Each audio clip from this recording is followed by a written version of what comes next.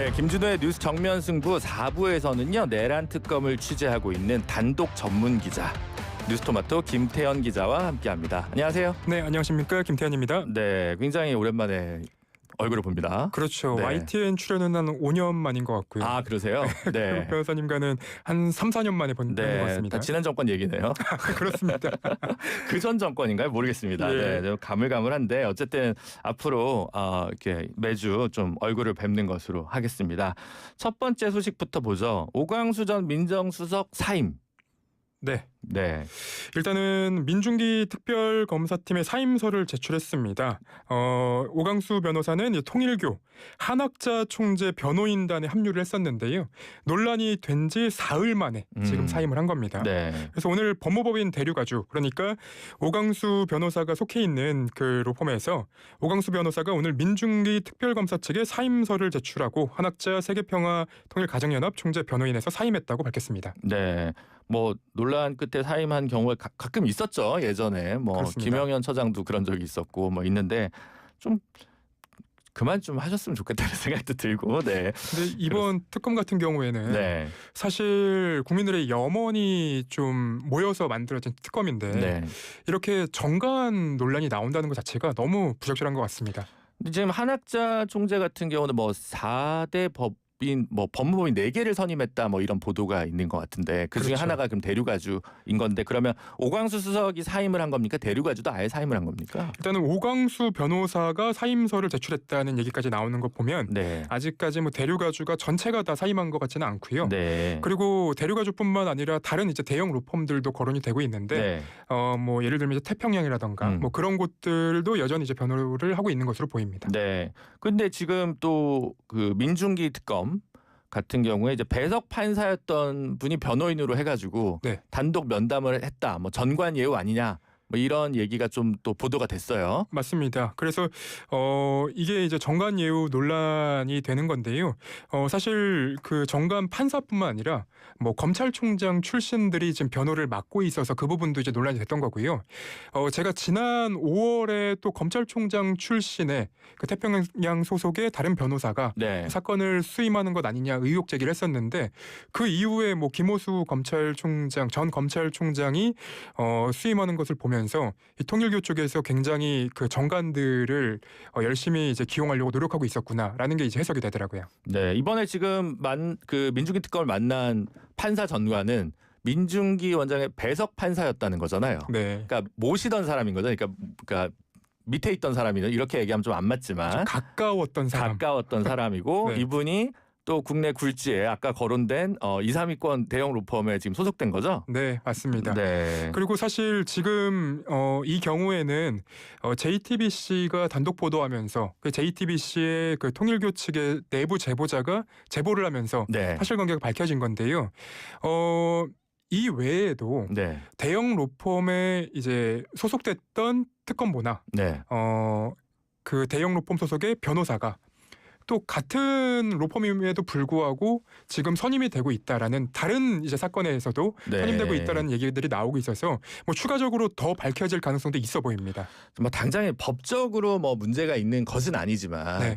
윤리적으로 뭐 아니 혹은 국민의 어떤 눈높이에 비추어 봤을 때 논란이 될 수밖에 없는 거잖아요. 그렇습니다. 옛날에 그 전화 변론 이런 것들 때문에 논란이 많이 됐었잖아요. 네. 근데 그런 그 변론의 이제 형태만 변했을 뿐 지금 국민들의 염원이 모여서 만들어진 그 특검에다가 이런 이제 영향을 끼치고 있다면 당연히 비판을 받아야죠.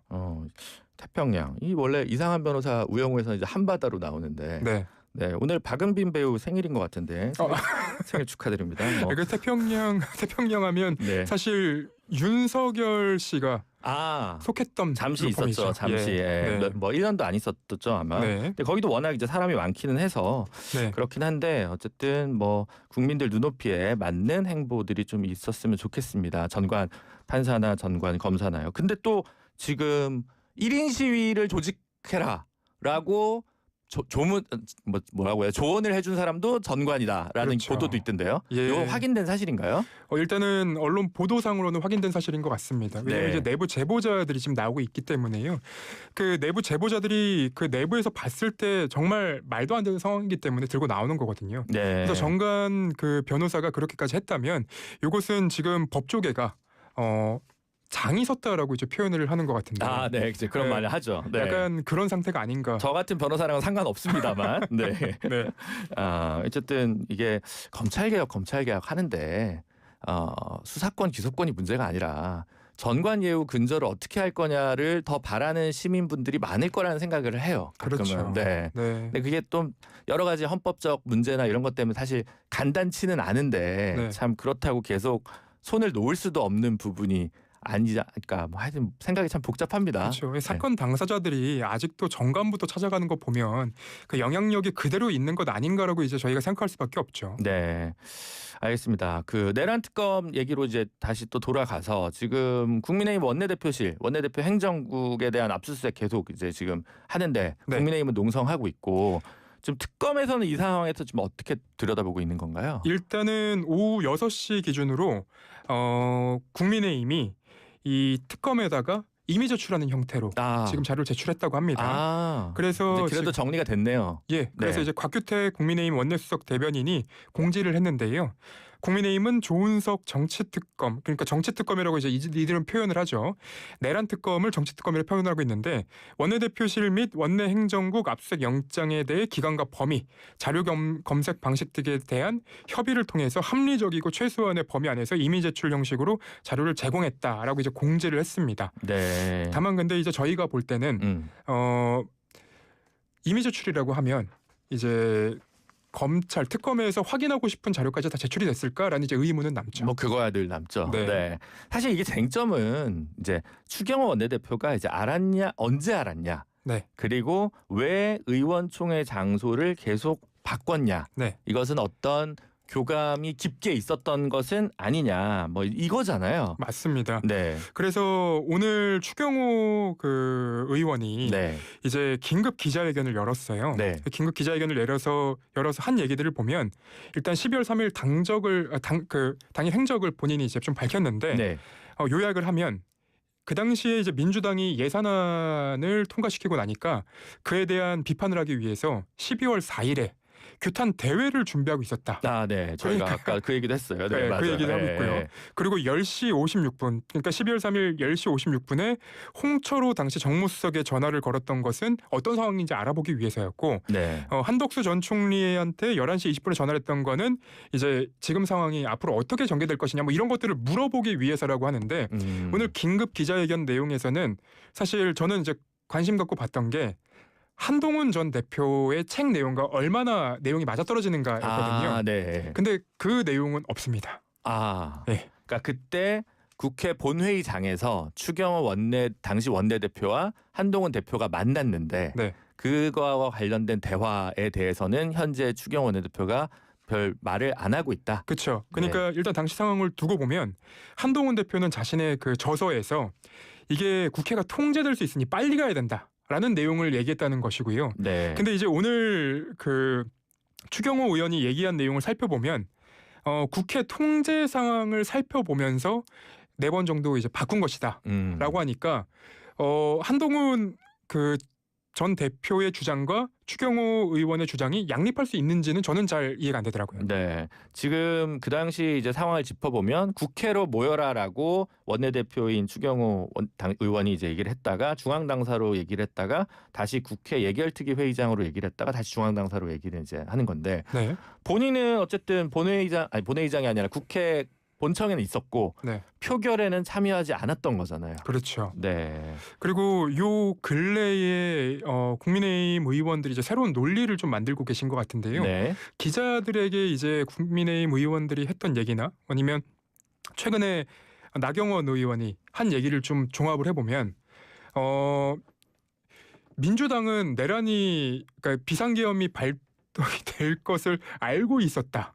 뭐 이런 이제 주장을 하기 시작하더라고요. 네. 그러니까 왜냐하면 윤석열 씨가 술을 먹으면서 자꾸 얘기를 하고 윤석열 씨 주변에 이제 민주당의 빨대들이 일종의 이제 빨대들 아니면 이제 정보를 흘려주는 사람들이 있었다라는 주장인데 너무 납득되지 않는 황당한 주장이라서 이거는 기자들도 좀 이상하다고 생각을 하고 있습니다. 네, 뭐 그 얘기는 뭐 어쨌든 제가 더 확인해 볼 길이 없는 얘기인데 뭐 네. 그 주장이잖아요. 맞습니다. 네, 근거 없는 주장에 가깝다고 보여지고 심우정 전 검찰총장도 지금 출국 금지가 돼 있잖아요. 맞습니다. 네, 그런 상황에서 지금 수사가 이제 본격적으로 진행이 좀 되는 건가요? 예, 이제 수사가 진행이 될 것으로 보입니다. 왜 그러냐면 계엄 선포 당일부터 당일에 특활비를 5,300만 원을 썼고요. 네. 그리고 계엄 직후인 3, 4, 5, 6 일에만 거의 한 3억이 넘는 돈을 지금 사용을 했던 겁니다. 근데 당장 비상계엄 국면에서 특활비를 사용해야 될 이유에 대해서는 앞으로 이제 수사 과정에서 확인이 돼야 될 부분입니다. 근데 이게 사실은 이제 매달 특활비가 검찰총장이 이제 뭐랄까요, 지방청에 그냥 내리는 그렇죠. 그런 게 있잖아요. 그리고 이제 12월엔 예산 밀어내기도 있고 그래서 그냥 지방에 준 거다 이렇게 나올 수도 있고 뭐 그러니까 이게 지금 내란과 직접적 연관이 있는지 없는지는 아직 좀 밝혀진 건 아닌 거죠. 네, 근데 다만 이제 좀 이상한 부분, 이례적인 부분이 뭐냐면요. 네. 한 달 평균 금액, 그러니까 지방청으로 보내는 금액이 3억 3천만 원 정도라고 하는데요. 네. 4일 동안 쓴 금액만 3억 원이 넘어갑니다. 그러니까 네. 너무 이제 이례적이라는 거죠. 그래서 이 부분도 지금 특검에서는 지금 들여다보고 있는 건가요? 아니면 그냥 지금 뉴스타파나 이런 데서 정보공개 청구해서 이제 얻은 자료만 가지고 이제 보도만 일단 된 상황이라고 봐야 되는 건가요? 일단은 특검법 상으로는 네. 그 수사를 진행하는 과정에서 인지되거나 의혹 보도가 나오는 내용들은 다 수사를 할 수 있도록 돼 있는 거니까요. 네. 특검이 인지를 했다면 이 내용도 확인을 해볼 것으로 보입니다. 네. 그동안 이제 뭐 박성재 장관이나 심우정 총장 이는 이제 검찰 출신이니까 아무래도 특검이 필요하다는 논리였잖아요. 왜냐하면 검사 내부자 출신 분에서 좀 이제 관대한 네. 수사가 될까봐 이제 있는데 아직까지 특검 자체가 여기에 대해서는 깊이 또 속도는 못 나가고 있어서 그 인력 부족이나 네. 그런 것들 때문에 사안이 또 새로 발생을 하더라도 특검이 바로바로 움직이지는 못하는 것 같아요. 네. 특검이 또 특활비가 너무 많다는 지적이 있던데 어떻게 보십니까, 김태형 기자님? 지금 수사하는 내용이 많기 때문에 네. 일단은 그거는 수사가 다 진행된 다음에 비판을 해도 늦지 않다고 봅니다. 아 그래요? 매일매일 공개할 수 있잖아요. 특활비 이렇게 썼다. 네, 하여튼 참 그게 제가 모두 가게 하긴 싫은데 네. 어쨌든 여야가 바뀌었을 때 내용이 컨텐츠가 안 바뀌면 좋겠다라는 네. 소원이 있는 거죠. 예. 예. 일관됐으면 좋겠다라고 하는 취지에서 이제 한번 들었고요. 그 다음에 강희구 전 대통령 부속실장? 네. 네, 여기도 지금 뭐 감찰이 지금 들어갔다는 거예요, 법무부에서. 맞습니다. 그러니까 윤석열 씨가 구속된 이후에 네. 휴대폰을 반입을 해서 사용을 하게 한 것 아니냐라는 이제 의혹이 제기가 된 건데요. 네, 아직 확실치 않고. 예, 근데 네. 이제 그 당시에 뭐 전수조사 법무부 차원에서 전수조사를 하고 네. 사실관계를 확인 중인 걸로 보이고요. 윤석열 씨가 당시에 그 구속이 됐던 이유는 증거인멸 우려, 도주 우려 이런 것 때문이었거든요. 근데 휴대전화를 사용할 수 있다고 한다면 전화 통화를 통해서 증거를 인멸할 수 있는 그 가능성이 열리는 것이기 때문에 그거는 굉장히 좀 문제가 된다고 봅니다. 이 강희구 전 부속실장 같은 경우는 이제 원래 수사관 출신이고, 맞습니다. 그렇죠. 그래서 검찰총장 비서관을 지낸 거고, 그다음 이제 대통령실로 쭉 따라가서 뭐 말하자면 신복 중에 한 명이라고 할 수 있는 거잖아요. 그렇죠. 네. 이게 이제 20년 가량 가까웠다고 표현을 해주셨는데 네. 2006년에 대검찰청 중수부에서 윤석열 씨가 평검사로 근무할 때부터 이제 인연을 맺어갔고요. 네. 서울중앙지방검찰청 이제 그 윤석열 씨가 아마 검사장으로 지낼 때쯤에는 수사지원과장 그러니까 가까울 수밖에 없는 거고, 네. 그리고 윤석열 검찰총장 시절에는 비서관으로도 근무를 했고요. 네. 그리고 대통령 비서실 산하에서 대통령의 내외를 직접 보좌하는 이제 부속 실장이 임명되기도 했습니다. 그러니까 법률적으로도 굉장히 빠삭한 사람이고 윤석열 씨의 어떤 심기 보전이라던가 아니면 필요에 따라서 움직일 수 있는 인물로 보입니다. 이 지금 접견도 뭐 약간 불법적인 정황이 있었다라는 의혹도 제기되고 있는 거 아니에요? 네, 그렇죠. 그러니까 공수처에서 강제 구인을 시도한 뭐 지난 1월 20일 네. 이제 윤석열 씨가 오전 10시 35분부터 오후 9시 45분까지 변호인을 접견을 했는데 네. 이거는 뭐 하루 종일 이제 있었던 거죠. 네. 네. 그래서 이제 뭐 이 단독 접견 관련해 가지고 지금 뭐 법무부에서 뭐 구치소장도 경질하고 뭐 이제 여러 가지 있는데 이제 네. 황제 접견 이런 이제 논란이 좀 있는 건데, 강희구 실장 같은 경우 워낙 이제 법무부에서 오래 근무했으니 네. 교도행정과 관련해서 편의를 볼 수 있는 뭔가 위화력을 행사한 거 아니냐, 이제 이런 의혹 때문에 법무부에서 또 뭔가 고발 조치를 한다 이제 이런 그쵸. 상황인 거죠. 그리고 아까 이제 말씀드렸다시피 윤석열 씨의 구속 사유가 네. 증거인멸 우려이거든요. 근데 휴대전화를 갖고 들어가서 그리고 휴대전화를 윤석열 씨가 사용했을지도 모른다는 이제 의혹이 제기된 상황이고, 그러니까 증거인멸 우려와 관련해서는 여전히 이제 좀 들여다봐야 될 부분이 남아 있는 것 같습니다. 사실 지금 범여권 정치인 중에서도 황제 접견 논란이 있는 분들도 꽤 있습니다. 그쵸. 그래서 이게 참 어쨌든 교도 행정이 돈 있는 자와 없는 자 사이의 차이가 좀 나서 이른바 집사 변호사가 실질적으로 좀 근절될 수 있는 그런 교도 행정이 열려야 될 텐데 참 어렵네요. 네. 네. 특검 소식 오늘 여기까지 짚어보도록 하고요. 다음 주에 또 뵙겠습니다. 네, 다음 주에 뵙겠습니다. 네, 지금까지 김태현 기자였습니다.